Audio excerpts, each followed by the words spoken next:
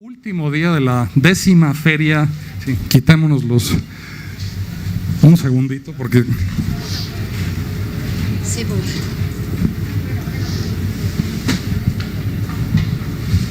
Yo uso auxiliares auditivos y cada vez que me quito y me pongo los tapabocas se me salen los auxiliares, entonces me quedo sordo.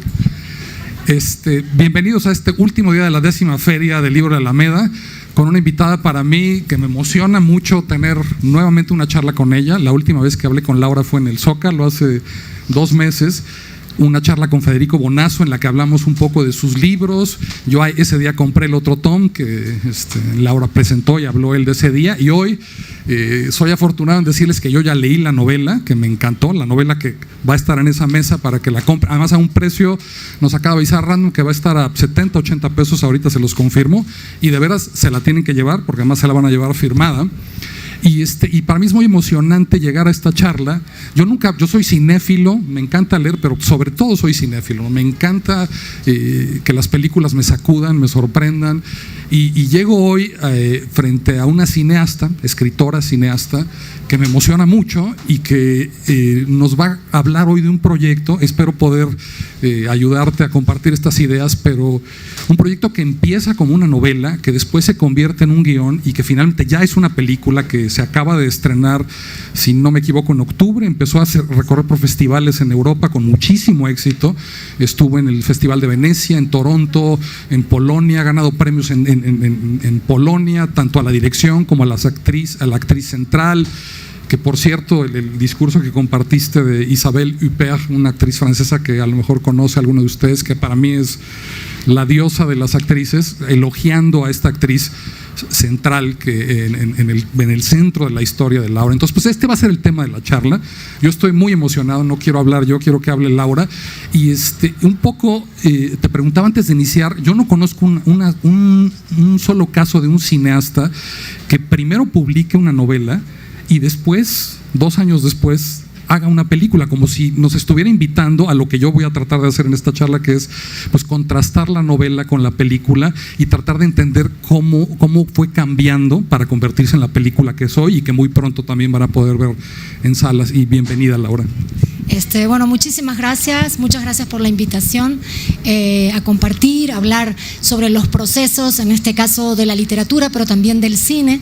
Efectivamente, el otro tom es novela, es película, lo cual nos tiene muy, muy contentos. Es película desde hace menos tiempo, pero en realidad es un proyecto que trabajamos con Rodrigo Plaques, mi esposo, y es director de cine, y que nos tomó muchos años. En realidad es un proyecto muy largo que tiene que ver con la salud mental en la infancia, que tiene que ver con el exceso de medicación psiquiátrica en la infancia, hablando un poco como de grandes temas que tiene el libro, pero sobre todo también es la historia de una madre y de un hijo, y de alguna forma es también una historia de las maternidades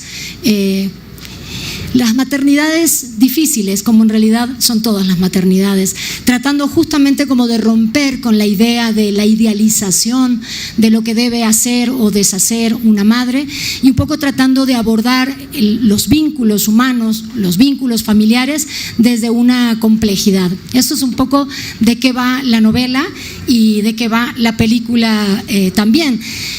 No es la primera vez que con Rodrigo hacemos este trabajo de alguna manera de juntar 2 procesos. También Un monstruo de 1000 cabezas, que es nuestra película anterior. Primero fue una novela y después una película. Yo diría que nos gusta reciclar. Somos gente de hacer 2 por 1 y de alguna manera aprovechamos que ya tenemos una historia y tratamos de contarla de algún modo de 2 maneras diferentes, ¿no? Entonces, ese es un poco el trayecto, el arranque el porqué, de alguna manera, el porqué hacer esta película y este libro tiene mucho que ver, o tiene su arranque en nuestra propia experiencia como padres. Rodrigo y yo tenemos 2 hijos que ahora ya son grandes, pero cuando empezamos este proyecto hace alrededor de 7, 8 años atrás, eran mucho más pequeños, y de alguna manera eso nos ponía en contacto como padres con una realidad que nos pareció muy abrumadora tal vez, que nos disparó muchas alarmas como ciudadanos, y era notar que la normalidad de los niños estaba siendo permanentemente juzgada, ¿no? ¿Qué tan normal es ese niño? ¿Qué tanto se mueve? La idea de que la inquietud de un niño es una especie de bandera roja, necesariamente de bandera roja, de que algo anda mal. Nos empezó a llamar también la atención esta idea de la normalidad acotada a algo súper pequeño, o sea que era muy fácil salirse como niño de este estándar de lo que debe ser un niño normal. Y otra cosa que nos escandalizó, diría yo, es el rápido abordaje medicamentoso que se hace hacia la infancia, ¿no? Lo rápido que a esos niños de alguna manera se les mete en cintura, por decirlo de algún modo, o se les pone una camisa de fuerza de algún modo a través de los psicofármacos. No quiero que se malentienda esto en el sentido de que creo que siempre está mal dar psicofármacos, porque en ningún modo pienso eso. Lo que sí creo es que debiéramos tal vez tratar a la infancia con una mayor prudencia y pensar que cada caso de alguna manera es diferente, ¿no? Entonces, un poco ese fue como el arranque, como preocupación, por decirlo de alguna manera, que nos llevó como a querer primero escribir el libro, la novela, y después también hacer una película a partir de esta temática. Pero bueno, ya nos estás dando el contexto familiar, un poco la chispa de inicio, pero este libro, ya me confirmaron el precio, 69 pesos. Es bueno, lo escribes tú. Y me decías ahora, antes de subir, que en paralelo, o sea, estás escribiendo una novela y en paralelo también estás escribiendo el guión. ¿Es correcto? Es correcto, y fue un proceso un poco diferente de los que habíamos hecho antes. Un monstruo de mil cabezas, yo primero había terminado la novela, y me gusta platicar esto en términos de procesos. Y los guiones de cine suelen ser como más fríos, por decirlo de alguna manera, de abordar. Yo lo que siento es que en la literatura, en la narrativa, uno muchas veces puede encontrar de manera más ágil, más rápida, los motores que hacen que los personajes actúen de determinada manera.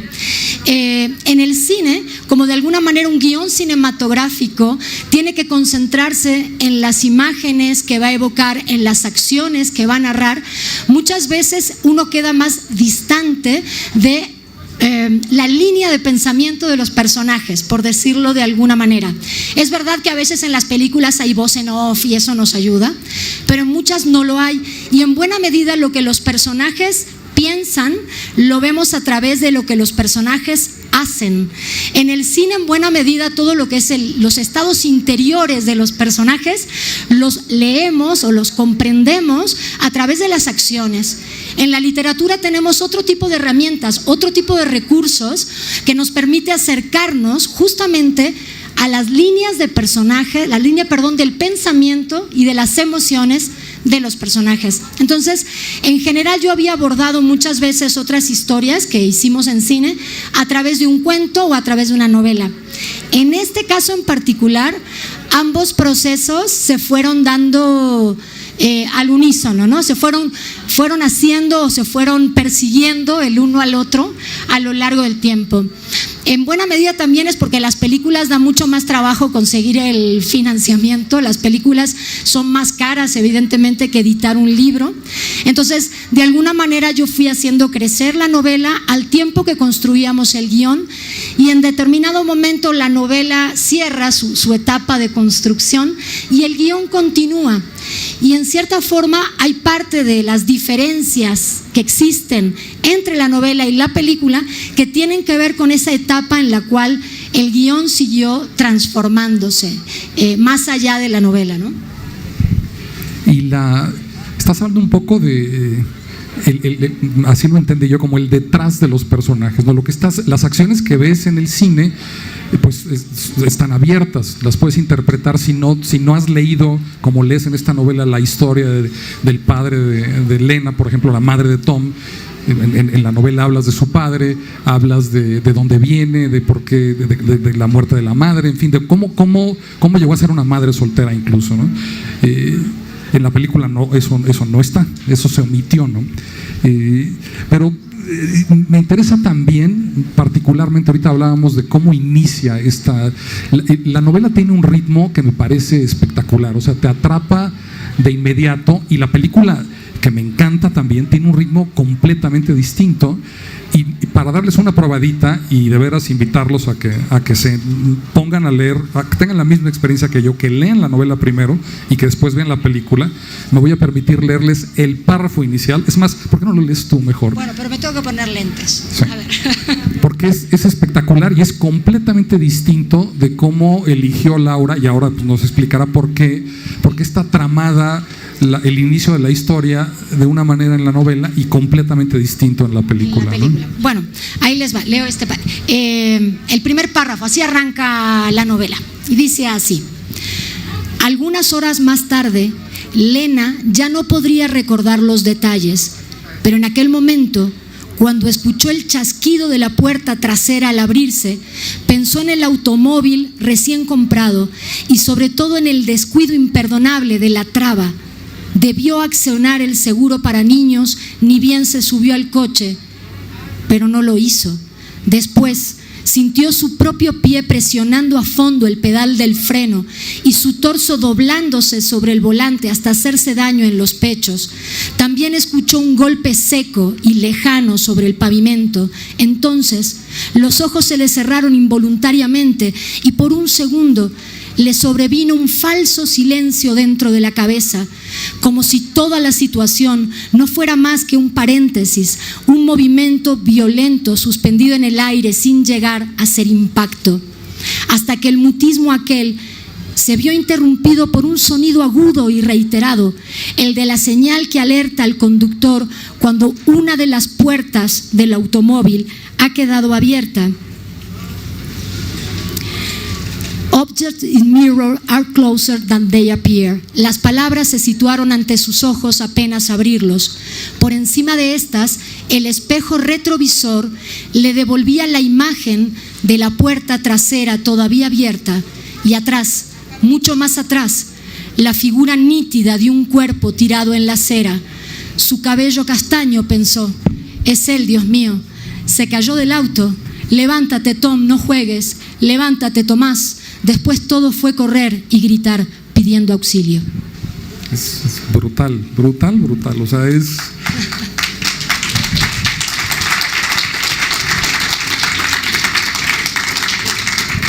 Y el tono de la narración escrita es todo así, ¿no? A partir, o sea, digamos que empiezas en ese punto y todo el tiempo estás tratando de recuperar el aliento, siguiendo a esta madre soltera y a su hijo, pero... Y la película está tramada, yo diría que en sentido inverso. La película lentamente inicia, que me encanta de veras la imagen, en negro, con ruidos que no sabes qué son, y cuando ya entra la imagen estás viendo la nuca de Tom, que está tocando todos los botones del elevador y lo ves duplicado al otro Tom, ya hablaremos de los espejos en la película, que son también maravillosos, pero descubres al niño de espaldas y jugando. Y pues estás ya en su vida, ¿no? La madre va con el hijo a recoger la asistencia que recibe del gobierno y empieza la película. Así es, completamente, y vas lentamente entrando a la vida de Tom. ¿Por qué son tan distintos los inicios de la novela y de la película? Con sinceridad, le dimos muchas vueltas al inicio de la película. En una época, el inicio de la película se parecía también al inicio de la novela. En la novela, de alguna manera, se arranca con un punto de inflexión, con un punto de quiebre en esa familia. Arrancamos con un accidente, ¿o no? Eso es lo que de alguna manera se abre como disyuntiva en toda la película, la posibilidad de que Tom se haya arrojado del automóvil en marcha o no, o haya sido un accidente. Y de alguna manera, a partir de ese evento se empieza como a reconstruir toda la historia de esta mini familia, de esta familia pequeñita, madre e hijo, y de alguna manera como a construir por qué y cómo llegaron a ese punto de inflexión, de alguna manera a ese momento del accidente.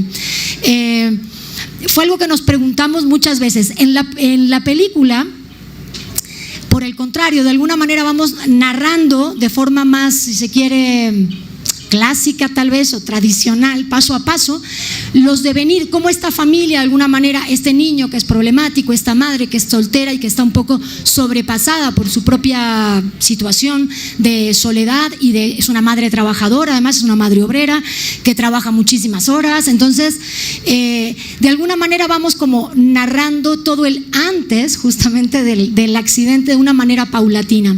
Tal vez la duda que nos asaltó cuando la película tuvo las dos ediciones, o sea, llegamos a tener las dos versiones posibles, pero en cine, es que el tema, lo raro es que las cosas en cine y en la literatura viven distinto, tienen como vidas que pueden ser similares, pero no idénticas.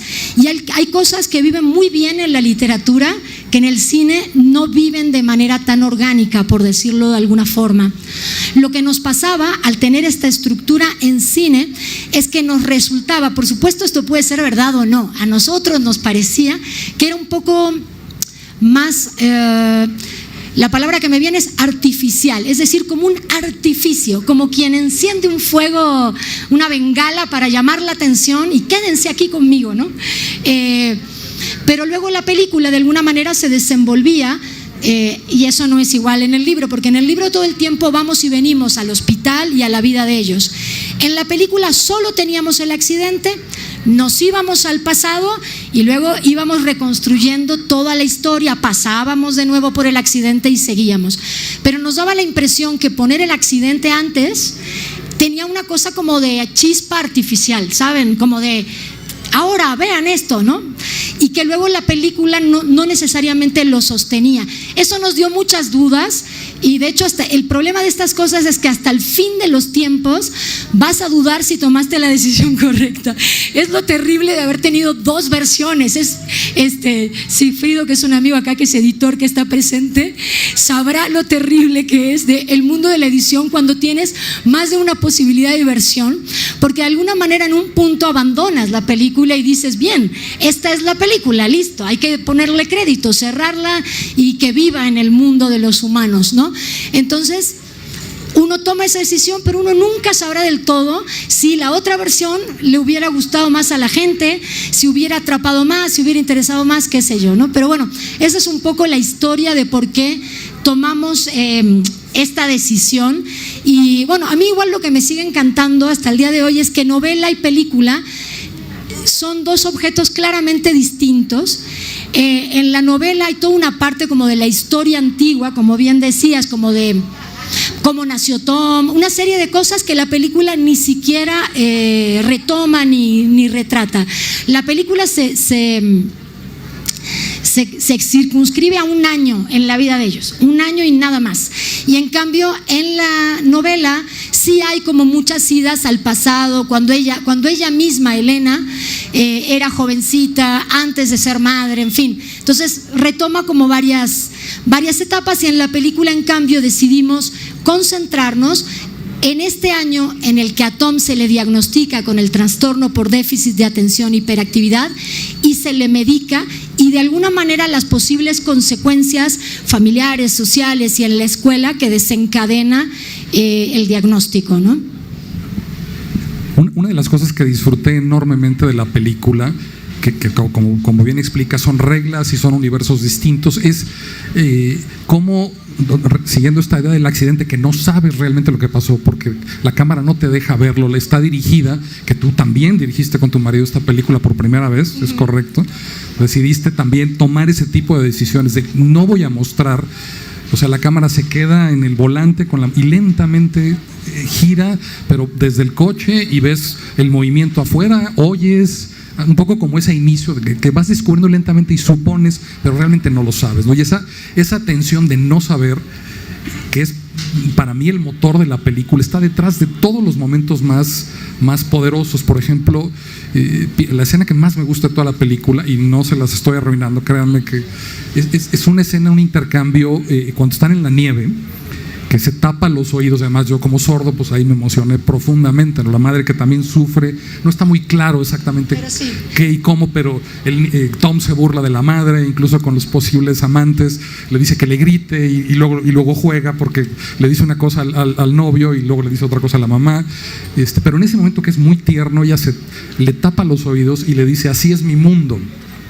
Y entonces yo quiero entrar a tu mundo, ¿no? Pero ella lo que quiere es que le conteste qué es lo que pasó, ese niño de 9 años que le responda, y es súper emotivo, y lo que el niño hace es agarra una bola de nieve y se la avienta a la cara y sale corriendo, y tú como espectador quedas, o sea, tú necesitas. Yo en ese momento dije: es que estoy tan profundamente identificado con la madre que yo sentí el pelotazo y sentí la necesidad de la respuesta que no llega, y así es la sensación de toda la película.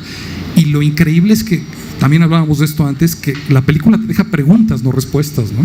Y eso es maravilloso, ¿no? Bueno, toda la intención de alguna manera, o tratamos de trabajarlo con delicadeza y con cuidado, justamente porque además el tema del TDA, incluso de los trastornos de alguna manera, de los trastornos de enfermedad mental, ¿no? Las situaciones de enfermedad mental en la infancia son muy delicados y son muy controversiales, y también en ese sentido tratamos de no hacer ni del libro ni de la película de alguna manera una declaración de principios.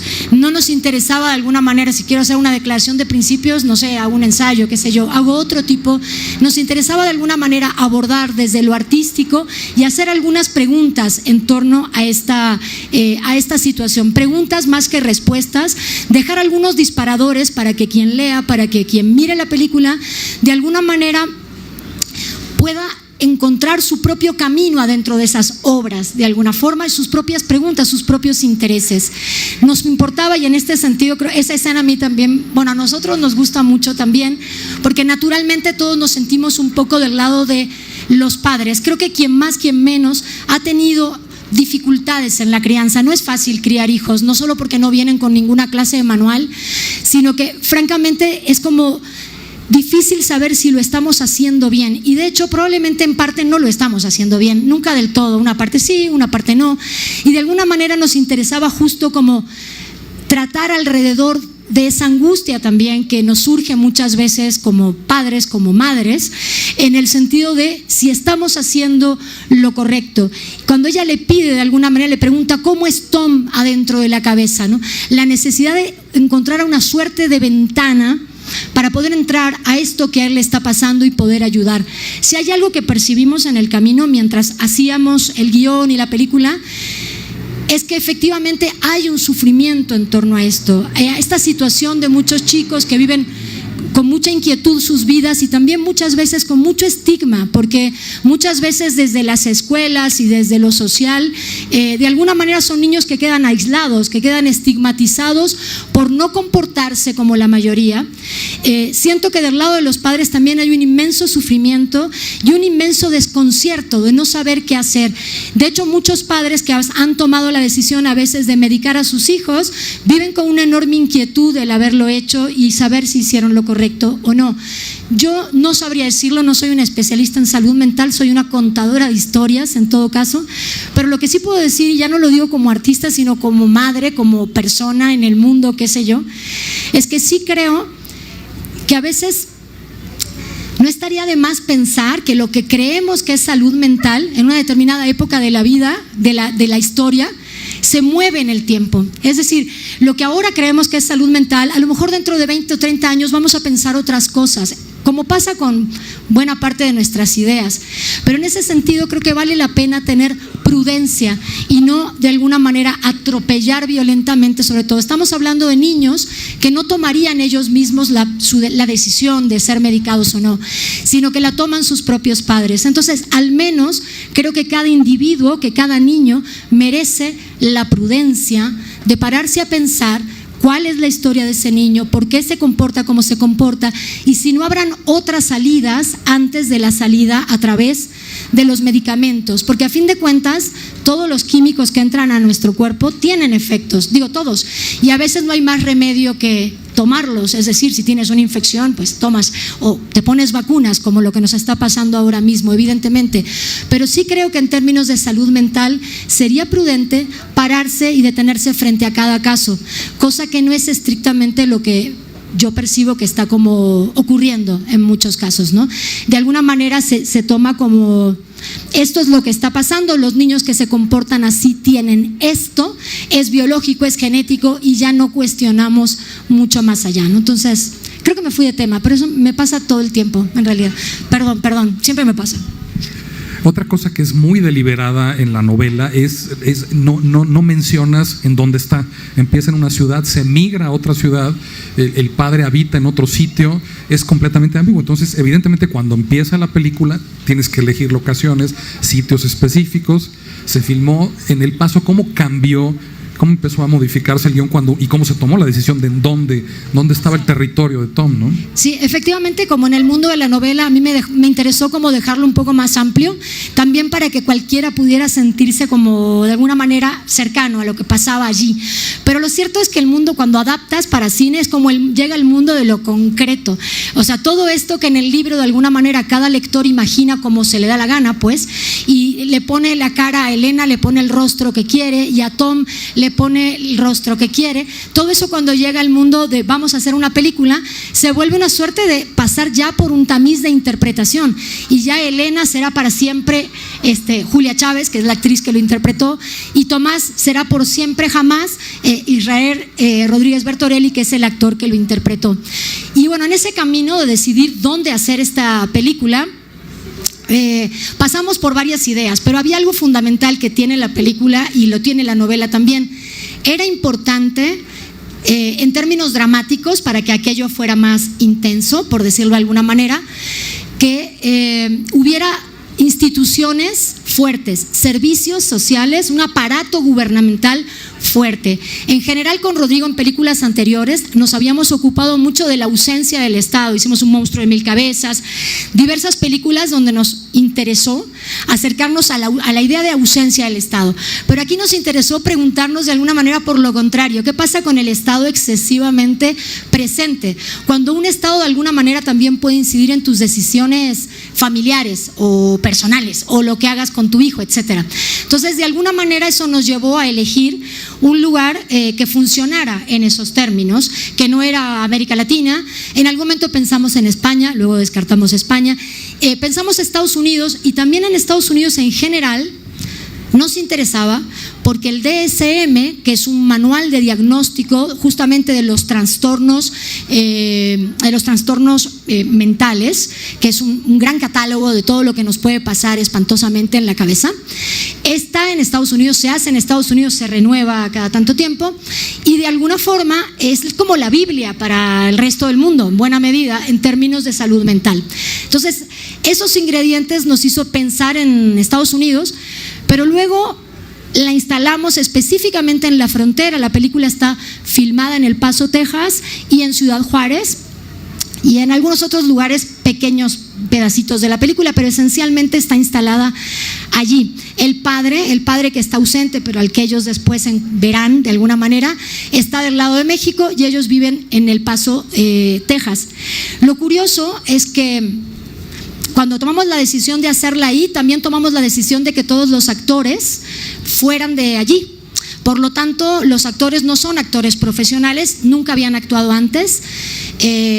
Decidimos no llevar actores desde la Ciudad de México porque nos pareció que se nos perdía en el camino esta cosa tan hermosa como de estar en un sitio específico, con un lenguaje, con una cultura.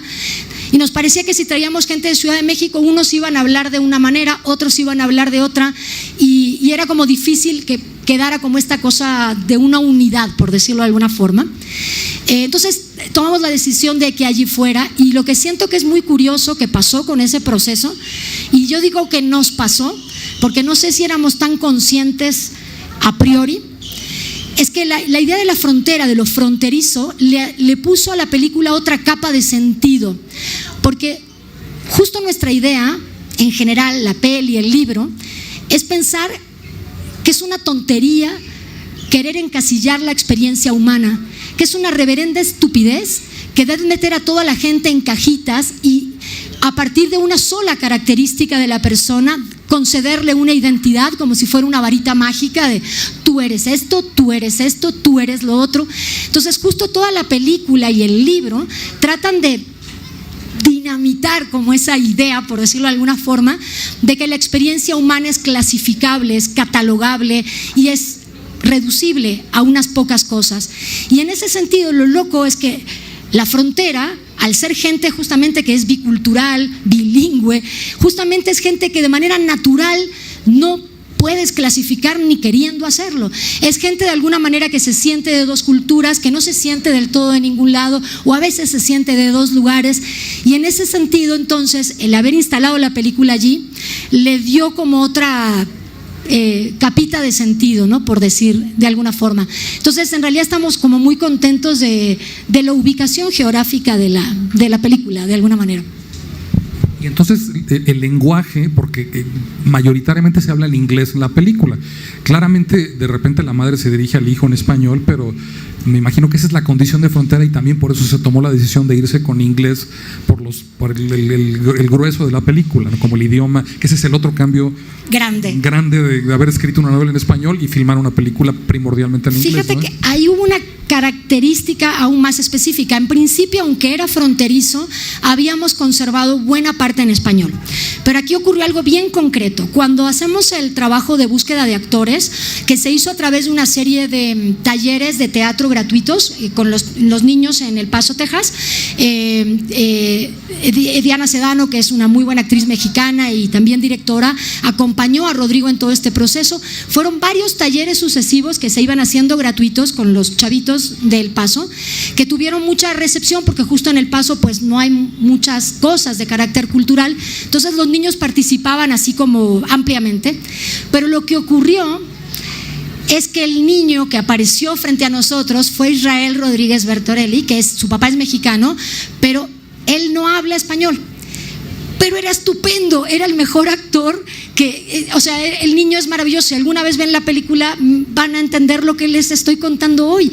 El niño es maravilloso. Entonces hubo una gran Julia Chávez, ella sí habla perfecto español e inglés, ella no tenía problemas en trabajar en un idioma o en el otro, pero Israel sí. La diferencia era que cuando el niño escuchaba en español no entendía del todo bien y por lo tanto su rostro lo que reflejaba era preocupación de no estar captando lo que se hablaba, y entonces se tomó una decisión radical y sobre la marcha y casi que en pleno rodaje de decir pues inglés, ¿no? Y de hecho se hizo la traducción con los actores. En buena medida Julia Chávez fue en ese sentido nuestra guía faro, porque aparte nos ayudó mucho. Ella es del Paso, Texas, y nos ayudó a hacer ese inglés, porque no es cualquier inglés, es inglés específico del Paso, es un inglés muy pocho, digamos, y ella nos ayudó muchísimo como a encontrar las frases adecuadas, como de lo que se usa en el cotidiano, ¿no?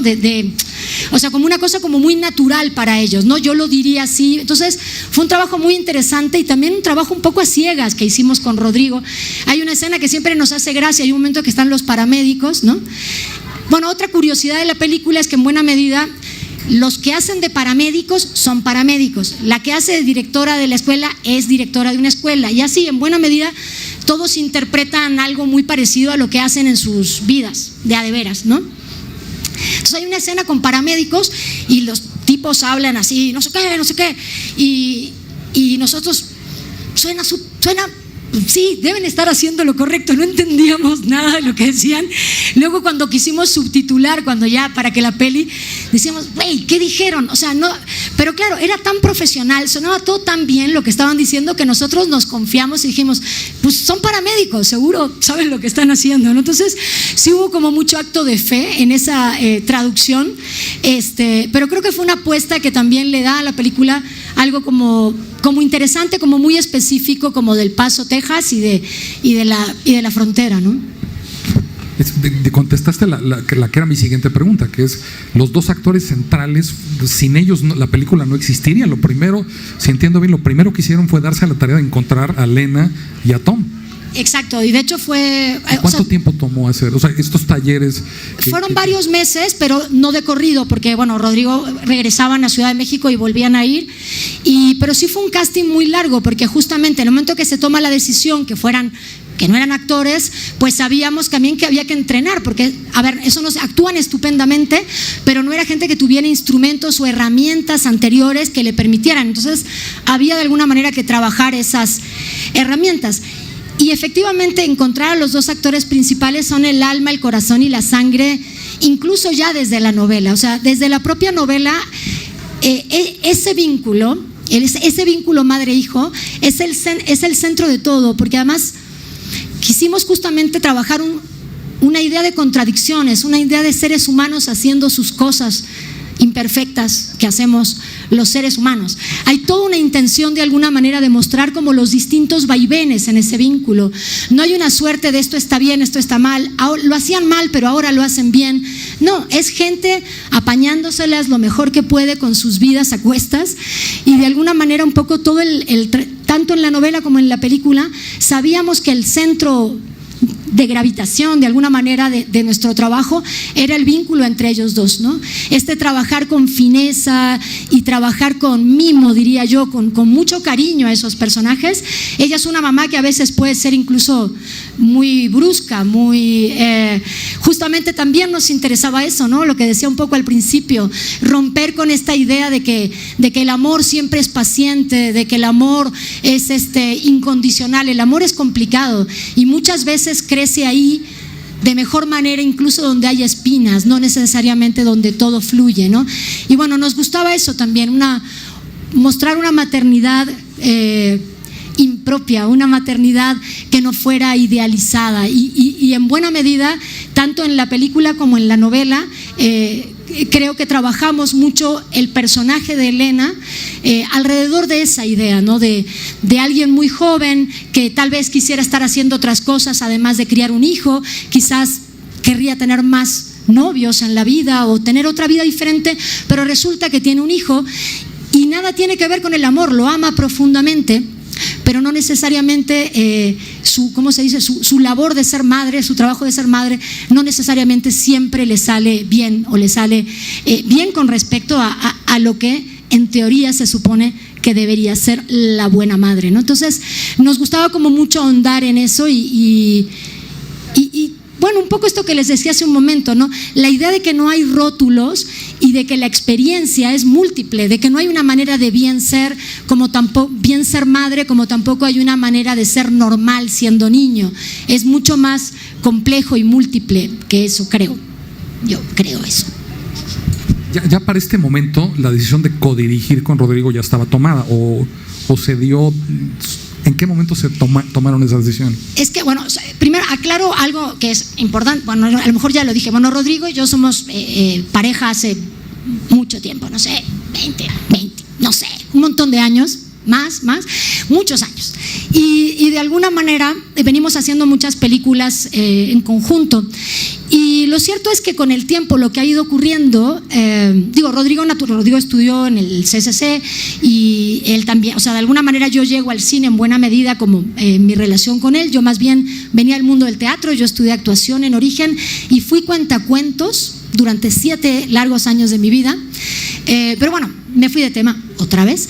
Y lo cierto es que como veníamos trabajando hace muchos años en conjunto, de algún modo las fronteras o las barreras entre la tarea de uno y la tarea de otro pues se han ido difuminando con el tiempo y alegremente, ¿no? Ha sido un proceso para nosotros natural. Nosotros somos gente que cree además que el cine es profundamente colectivo, que es un evento en el cual la intersubjetividad de un conjunto de personas pone a correr la película y a funcionar una película. No creemos mucho en la idea del cine de el autor, sino creemos que somos un conjunto de autores trabajando, ¿no? en una película. No es la misma película si el fotógrafo o la fotógrafa es otra, no es la misma película si el director de arte es otra persona, etcétera. O sea, creemos que cada área de alguna manera aporta y pone algo, pone su huella digital adentro de lo que se va a hacer. Y en ese sentido como que pasar de alguna manera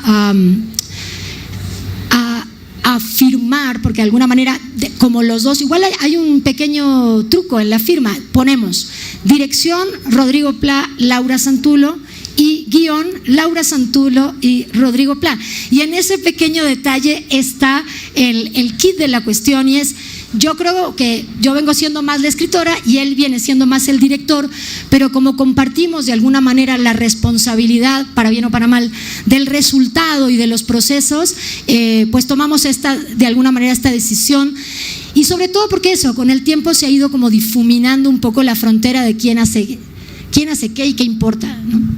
Entonces, bueno, eso como preámbulo, porque la siguiente pregunta es, ya tienes la locación, el paso, ya tienes a Lena, ya tienes a Tom, ahora viene el proceso de filmación, que otra vez tienes la novela, tienes el guión, ¿en qué orden lo filman? ¿Cómo se echan el clavado a la alberca? ¿En qué la secuencia de grabación cómo fue el rodaje? Bueno, procuramos que no todo, pero en buena medida está filmado cronológicamente. También ahí había una decisión, que es una decisión que en realidad toma Rodrigo muy al principio, incluso en los ensayos, de no mostrarle a Israel, a Tom, que no conociera el guión completo. Julia, que es la actriz, que es la mamá, conocía la novela y de alguna manera ella tenía como más acceso a todo lo que iba a pasar, pero en el caso de Tom se decidió de alguna manera permitirle al niño irse sorprendiendo con lo que le iba pasando a su personaje. Israel, que es un niño maravilloso, muy inteligente, y que a la vez tiene algunos puntos de contacto con el propio personaje, de algún modo fue como conociendo. Él, lo que sí no es un niño especialmente movido, eso que hace en la película es una construcción de actor, ¿no? Pero sí es un niño muy disperso, como de alguna manera era el Tom de la novela.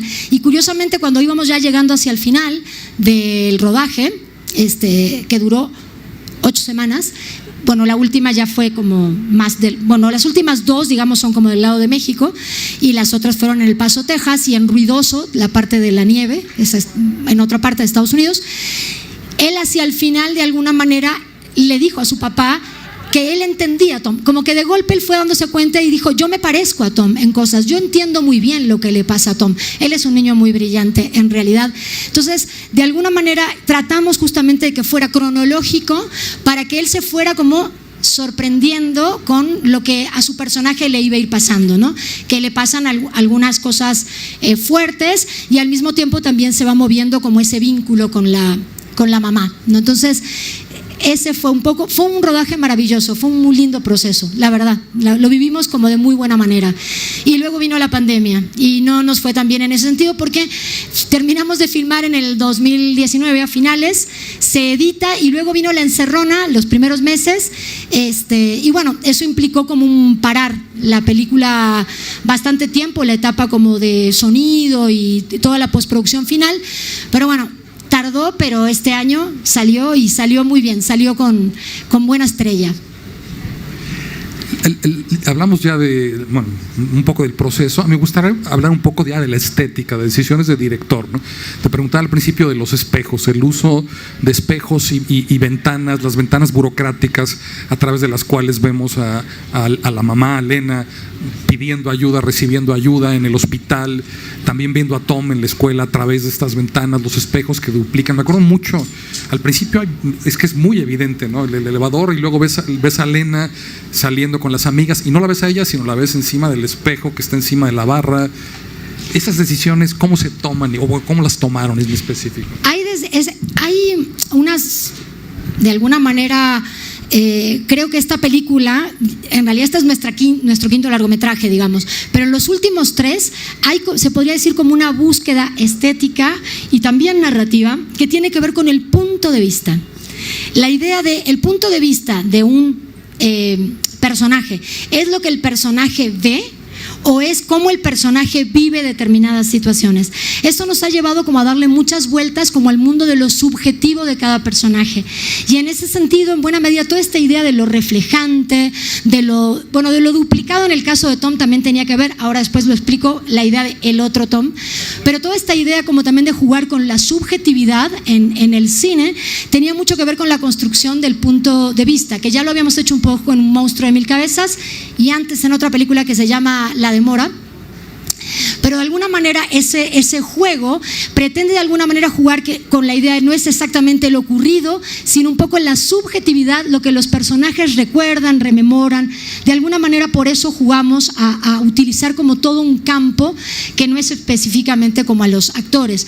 Y luego la idea del otro Tom, que es algo que de alguna manera se revela en algún punto del libro, tiene mucho que ver con la idea de la medicación psiquiátrica, y es la sensación que muchos niños tienen, y supongo que adultos también tienen, en torno a estar medicados psiquiátricamente, con la sensación de que hay una especie de doble de uno mismo. La idea de que hay un Tom que es el Tom, tal cual es él, y un Tom una vez que él recibe pastillas.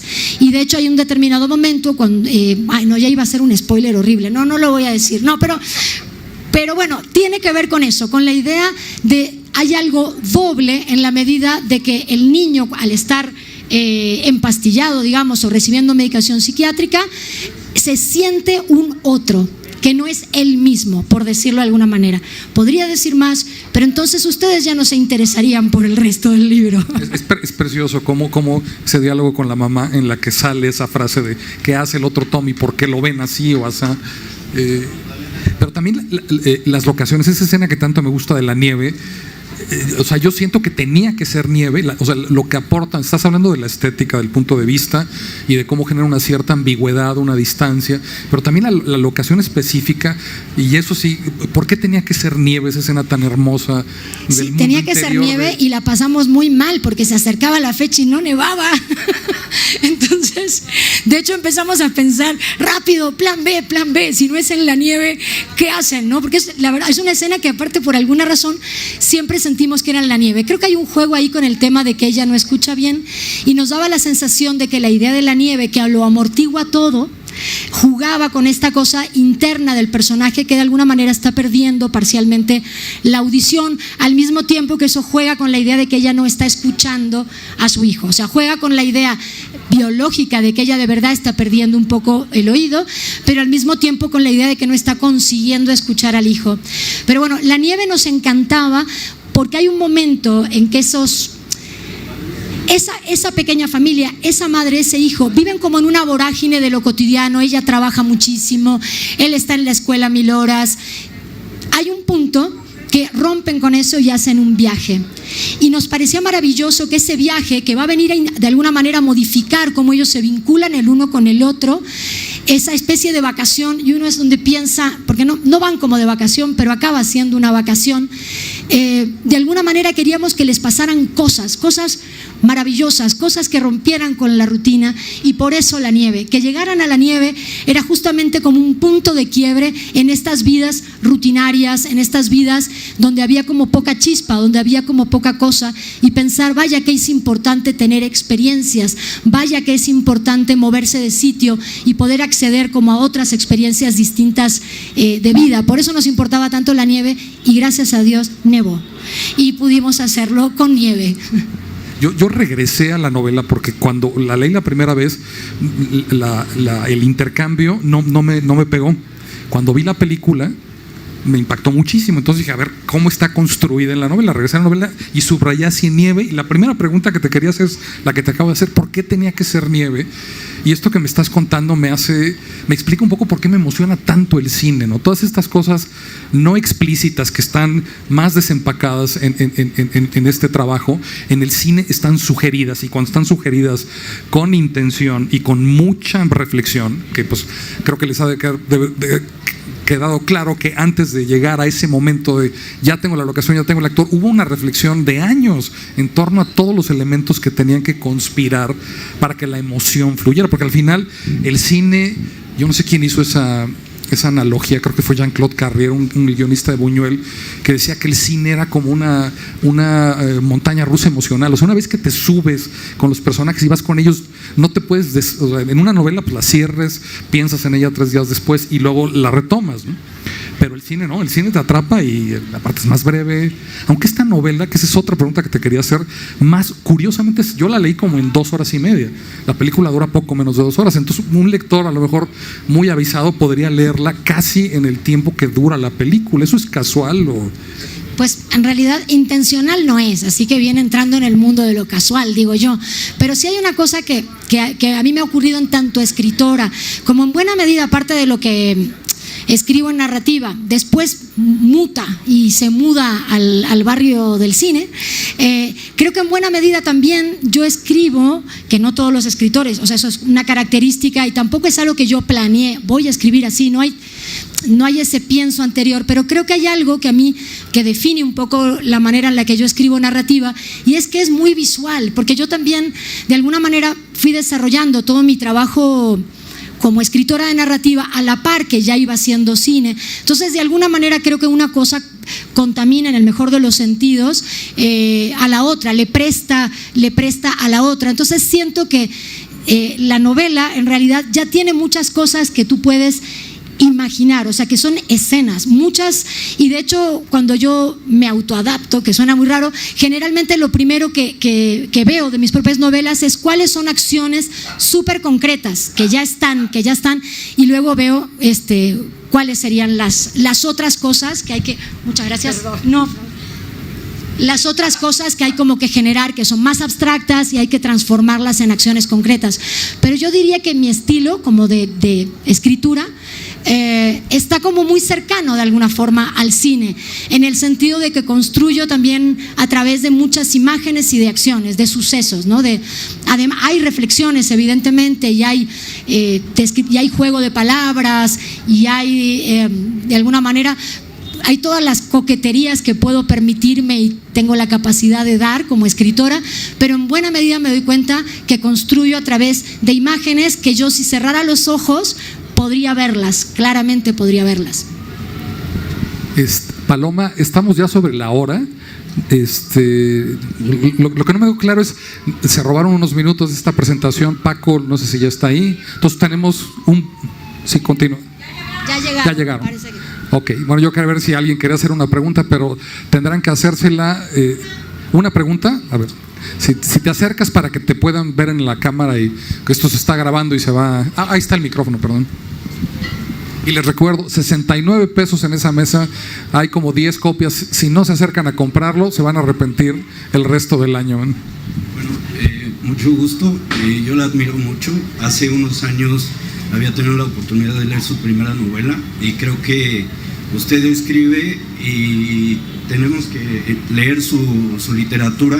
No he visto la película, yo no soy un fan de películas, nada, pero realmente creo que si pudiéramos definir su literatura en una palabra sería subversivo. Creo que todos queremos una medicina para nosotros como sociedad que deje de estar envenenada por el dinero. Y pues yo tuve la oportunidad de leer el primer libro, que fue el de El monstruo de mil cabezas, y ese es un libro, como usted bien dijo, que habla completamente de una medicina en la cual el Estado está afuera. Y ahorita, pues, bueno, habría que ver lo que usted comenta de qué pasa cuando el Estado está excesivamente adentro. Creo que es importante leer esta novela desde un punto de vista subversivo, que hacer a un lado el capitalismo, lo económico. Los estudiantes de medicina actualmente están pensando siempre en el futuro, estudiar para ganar más dinero, los médicos quieren más dinero, están pensando en cuánto cobrar las consultas, los hospitales siempre están pensando en administrar recursos y querer jalar más recursos para ellos. Y pues creo que tenemos que retomar la medicina. Muchos de nosotros hemos tenido pacientes enfermos, hemos estado nosotros enfermos, hemos tenido que ir a nivel particular y pagar muchas cosas que son muy costosas, porque precisamente está envenenada nuestra medicina como sociedad. Entonces yo le pediría a usted, que es una gran escritora y creo que estos temas de salud los maneja muy bien, que siga escribiendo. Mi más grato reconocimiento y muchas felicidades. Muchísimas gracias. Una pregunta más. Rápido, sí, claro que sí. Yo me sumo a ese sentimiento. Perdón. Una pregunta es para el público, no la respondan. ¿Qué edad tiene el niño? En el párrafo que leyó no se dice, nada más dice que tiene el pelo castaño. En la película, ¿de qué edad se lo imaginaron? La otra es, si no es niño, es niña, ¿hay el mismo diagnóstico? Es decir, yo he conocido a muchas madres solteras con hijos hiperactivos, entre comillas, así diagnosticados. como hiperactivos y síndrome de falta de atención, generalmente son varones. Generalmente son varones. Y cuando son niñas, lo que se diagnostica es depresión. No sé si lo investigaste. Sí, lo investigamos ahí. Bueno, efectivamente hay una mayor prevalecencia en varones, aunque también hay niñas, pero sobre todo cuando tiene que ver con hiperactividad está vinculado a los varones. Otra cosa que también investigamos que fue muy interesante era que en Estados Unidos hay una mayor prevalecencia, o sea, hay mayor cantidad en la comunidad latina de niños con TDA que en el resto. Entonces, ahí justamente, y aprovecho, creo que ahí estaría como el gran meollo del asunto. ¿Hasta qué punto este trastorno está dejando de lado al niño y su historia personal, al niño y su propia vida? En buena medida el diagnóstico y la manera en la que se hace concurre a través de lo que la conducta del niño hace. O sea, el niño hace esto mucho o lo hace poco, hace esto o hace lo otro. Se preocupa de la conducta, pero no se preocupa de la experiencia del niño, de la familia del niño y de algo mucho más amplio. Y creo que sí, que efectivamente uno de los problemas del diagnóstico es que no se ocupa de lo individual, sino que de alguna manera pone un rótulo, una etiqueta de salud mental, como también la bipolaridad vive en ese lugar, la depresión vive en ese lugar, que son como amplios consensos, una idea genérica que abarca un conjunto enorme como de individuos. Creo que nos vamos a tener que, sí, ¿verdad? Muchas gracias. Bueno, queda en el aire la otra pregunta. La relación de la madre con un niño es de una manera, la relación de la madre con una niña es de otra manera. Laura, muchísimas gracias por estar con nosotros hoy. Un aplauso muy fuerte, de veras. Gracias por compartir tantas anécdotas. Muchas gracias. ¿Va a estar en eso? ¿Te puedes quedar a firmar?